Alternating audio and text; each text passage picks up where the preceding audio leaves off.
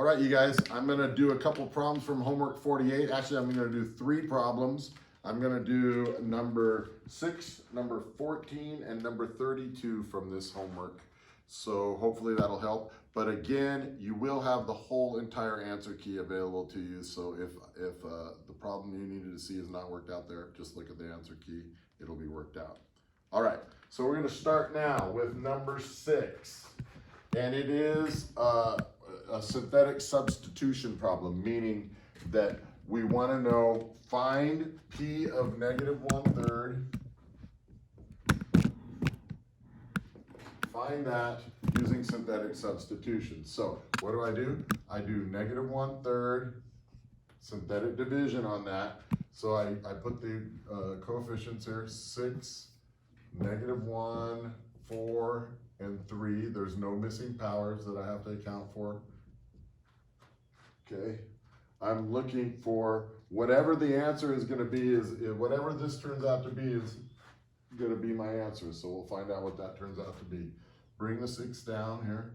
6 times negative 1/3, well, that's 6 upstairs, 3 downstairs. That's going to be 2. Positive times negative is negative. It's -2.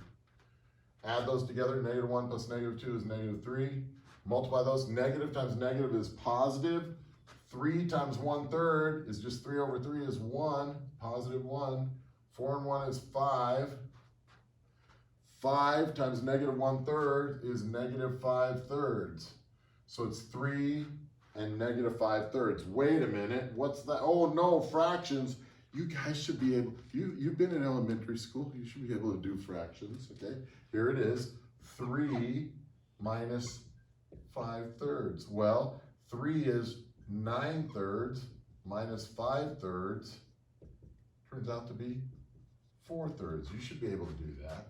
So the answer is 4/3. Cha-ching. It really is that easy. Okay. Now, number 14, they want you to say, is this guy a factor of this guy, yes or no, using the factor theorem.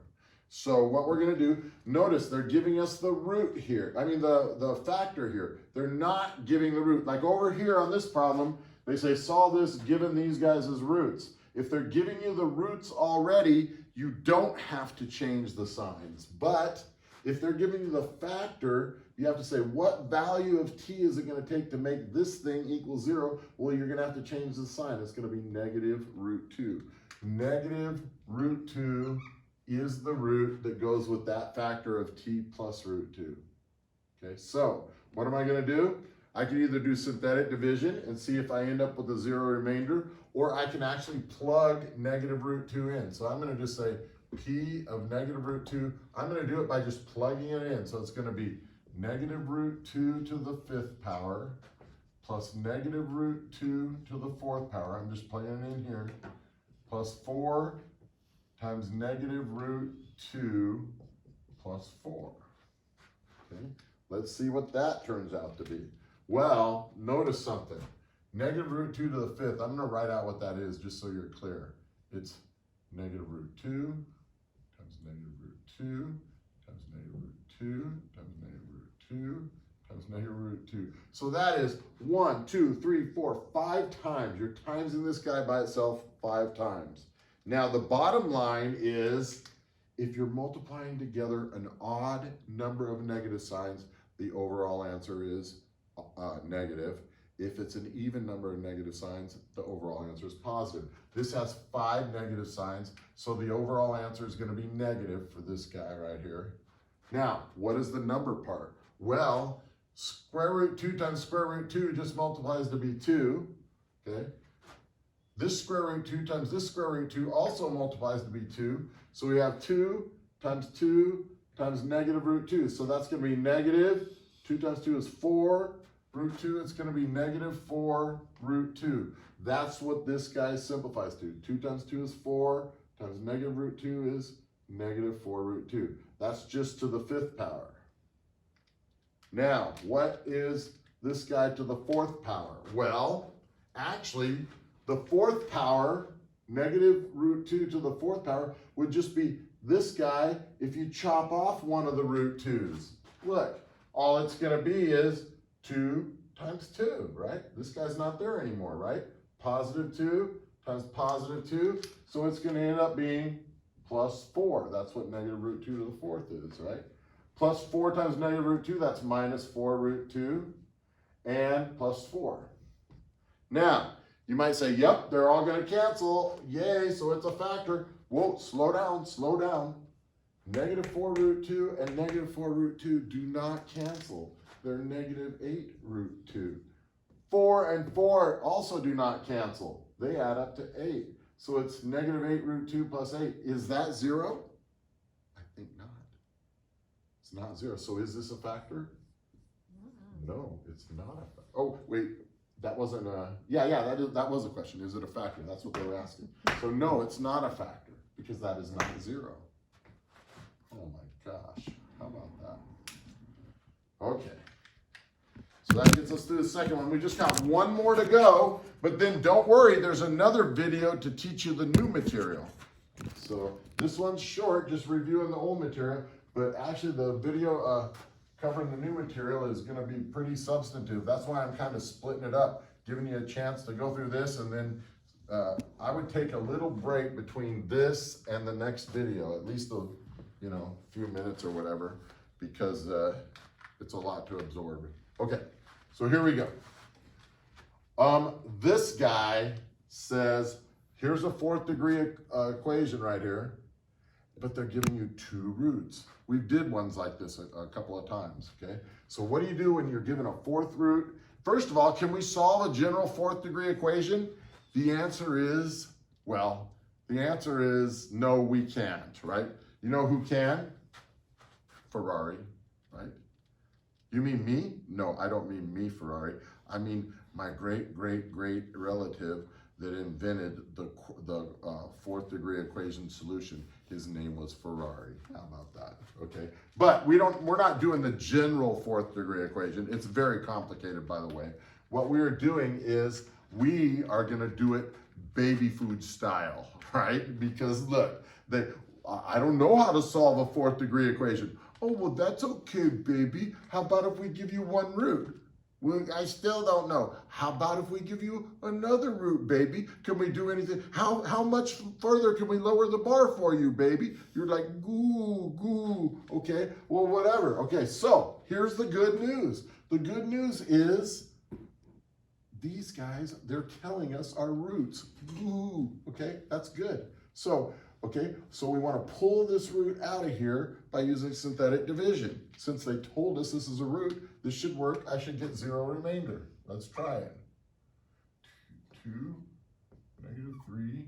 Uh-oh, there's a squared term missing. If you did not get this problem correct, check and see if you put a 0 there. Very likely source for error. Okay. And if you don't put that 0 there, you're going to get it wrong. This probably won't even be a 0 if you don't put it there.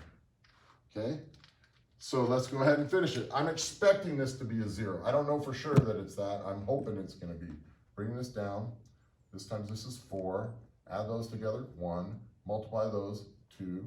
Add those together, 2. Multiply, 4. Negative 3 and 4 is 1. 1 times 2 is 2. Yes! Cha-ching! It is 0, just like I wanted. Oh my gosh! Okay, so here we go. Okay, so that's the deal. Now notice, remainder, constant, first power, second power, third power. This would be a 3rd degree polynomial. I knocked it down from a 4th down to a 3rd, and we took out that guy. So this guy is still sitting inside this 3rd degree polynomial. So I'm going to take it out now. I'm going to take the negative 1/2 out, but be careful. Don't go back to these set of numbers, right? If you go back to these set of numbers, you will get a 0. That's part of the problem. It's going to look like you're doing it right, but then you'll get 2 3rd degree equations that you have no idea what to do with. So what you want to do is take the new improved set of 3rd degree numbers and do those. And that should give you a 0 here as well, and then you'll be in business. So here we go. Bring this down. 2 times negative 1/2 is negative 1. This and this is 0. Multiply those, 0. add those together, 2, multiply those, -1, this and this is 0, cha-ching, cha-ching, and I knocked it down from a fourth to a third to a second. This one is remainder, constant, first power, second power. So it's 2x to the second plus 0x to the first. I don't even have to put that, 0x, plus 2 equals 0. The other two roots are hiding inside of that guy. So since there is no x term here, probably the easiest way to do this would be to go 2x squared equals -2. And then I'm going to divide by 2. I'm trying to get x squared by itself. That gives me over here x squared equals -1. Okay? And then I can square root both sides. Square root. Don't forget! Plus or minus. And x is plus or... Hey, you can't take a square root of a negative number. Yes, you can. It's called I. So positive I and negative I. Those are my other two roots. So the entire solution set turns out to be 2, -1/2, and plus or minus I, which is 4 solutions to that. So there you go. That was the review of homework number 48. I'm glad you enjoyed it. Now you are about to embark on the lesson for homework 49.